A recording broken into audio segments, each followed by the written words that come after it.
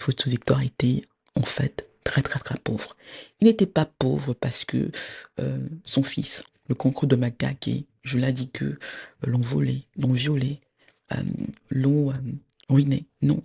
Il était pauvre parce qu'il s'est rendu compte que même avec ce qu'il avait accompli, il s'est retrouvé seul. Et il se retrouvait face à une famille. Encore une fois, je dis la famille Fotso n'existe pas. C'est un groupe d'individus plus ou moins cupides, avec des femmes, avec une société, avec un parti, avec un village, avec un pays, avec un continent, avec un monde qu'il ne voyait pas. Et il avait réduit à de l'argent. Alors que ce qu'il avait fait, euh, c'était pour prouver sa valeur, pour prouver ce qu'il valait. On ne parle jamais de Fotso Victor de l'homme. On commence toujours avec le folklorique, avec l'argent.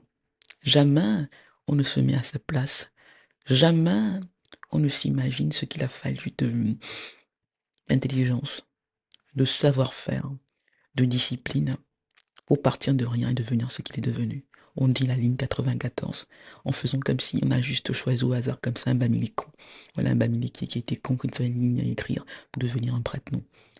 Jamais on ne se dit mais pour durer, il a fallu travailler, il a fallu euh, avoir une discipline d'enfer, il a fallu du génie, Miaté.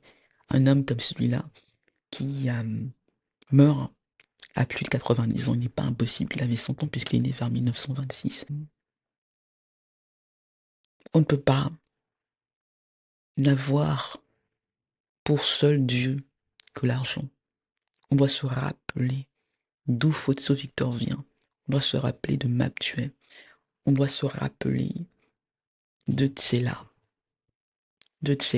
de Banjun, hein, du chemin de Hiala, de toutes ces valeurs-là qu'il fallait avoir. C'est pas une histoire. Les affaires photos, c'est pas une affaire de famille, c'est pas une affaire Banjun, c'est pas une affaire Bamileke. Ce n'est même pas qu'une affaire camerounaise. Ce n'est même pas qu'une affaire africaine, c'est une affaire d'humanité. C'est un scandale d'État international.